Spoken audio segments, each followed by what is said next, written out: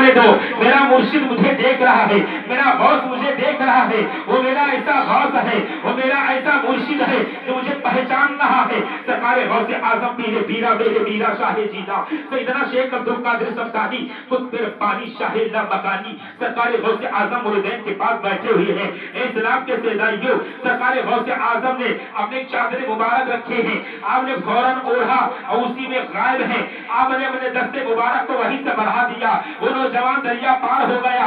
इस्लाम के सेदाइयों, जैसे गौस आजम ने अपनी चादर मुबारक को हटाई, आपके जिस्म मुबारक से पानी की बूंदें टपक रही है। आपके दीवाने मस्तानों ने अर्ज किया, ऐ मेरे मुर्शिदे कामिल, मेरे माँ बाप कदमों पे कुर्बान, ऐ मेरे आका ये फरमाइए, ठंडा का मौसम है, गर्मी का मौसम नहीं है, लेकिन आपके बदनी मुबारक से अभी ताजा ताजा पानी टपक रहा है। सरकार गौस आजम इरशाद फरमाते हैं, ऐ इस्लाम के सेदाइयों, अपने दिल पे हाथ रख के सोचो, तुम गौस आजम के चाहने वाले हो, तुम गौस ख्वाजा के हिंदल वली के बारगाह में रहने वाले हो, गाजी पास सैयदी साहब मसूदी गाजी के छांव में रहने वाले, अपने आप को शऊर अता फरमाओ, अपने आप को अपने शऊर से बात करो, अदब के लिहाज में आ जाओ, अदब के दायरे में आ जाओ। तो रब्बे कायनात की बारगाह में ये भी सवाल किया जाएगा कि मेरे नबी की शान में गुस्ताखी किया है, मेरे नबी की शान में तूने वहदारी किया है, मेरे नबी की महफिल पाक लगी थी, लेकिन तुम्हें बताया जा रहा था, तुझे समझाया जा रहा था, तुमने अपने आप को गैर समझा था। इस्लाम के सेदाइयों, यही गौस आजम रज़ियल्लाहु ताला अन्हु जब से सवाल करते हैं जवाब देते हैं, मेरा एक मुरीद चाहने वाला गुलाम है, वो डूबा जा रहा था, उसे पार करने के लिए मैंने दस्ते मुबारक को बढ़ा दिया है, वो पीरे पीरा मेरे मीरा है। इसलिए कुरान से साबित है, अला इन्ना औलिया अल्लाही ला खौफुन अलैहिम वला हुम यहज़नून, बेशक अल्लाह के वलियों को ना कोई खौफ है, ना कोई गम है, ना दुनिया का कोई हुज्न मुलाद है। जालिमों ने खबीसों ने सवाल किया है, माज़ल्ला औलिया अल्लाह बनकर मिट्टी। अपने आप को संभालने की कोशिश करो, अपने किरदार को खराब ना करो, अपने माहौल को गैरों मुस्लिम के ऐसा मत बदलो ताकि हमें रब्बे कायनात की बारगाह में जवाब भी देना पड़ेगा। रब जब पूछेगा, ए मेरे बंदे तू क्या लेकर आया है, तो रब्बे कायनात की बारगाह में सवाल जवाब का क्या जवाब देंगे।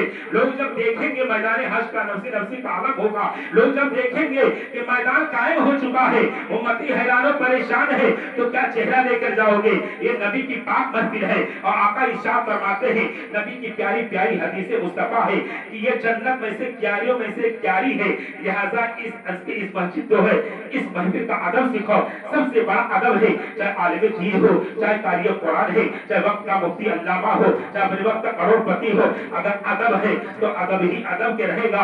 अगर अदबी किया तो बदनसीब है, बदनसीब का ठिकाना दोजख में है। इब्लीस मरदूद को इल्म बहुत था, अपने आप को बहुत कुछ सोचा था कि मैं इल्म की वजह से वर्ष आदम तक जाता था, लेकिन जब आदम अलैहिस्सलाम के वक्त आया और जब करीब उसके आका अल्लाह के नबी के विसाल में जब बेअदबी के साथ गुस्ताखी किया कि हमारा हमारे ऐसे हैं, हम इनके आगे सत्ता क्यों कर रहे हैं, तो रब्बे कायनात ने उसको लानत का तौक भेज दिया। आज तक सारी दुनिया लानत की तौक बरसा रही है, रब ने बरसाया, सारी दुनिया बरसा रही है। आने वाली हर इंसान का नस कहता है वो इब्लीस खबीस है। तो बाअदब बानसीब, बेअदब बेनसीब, अदब का दायरे में आओ। तो मुसलमान हो, उम्मत मोहम्मदिया में पैदा हुए हो, नबी का कलमा पढ़ते हो, कुरान पर तुम्हारा ईमान है, जन्नतुल मुक़द्दस है, कुरान पर तुम्हारा ईमान है, जन्नत पर तुम्हारा ईमान है, हौज़े कौसर पर तुम्हारा ईमान है, और कल जो है आप कल के अंदर सवाल जवाब का तुम पर ईमान है। अगर इसका ईमान जिसका नहीं है, इस्लाम से खारिज है, तो लिहाजा मेरी गुजारिश है सबसे पहले अदब के दायरे में आओ, फिर मिलाद मुस्तफा की महफिल से जाओ।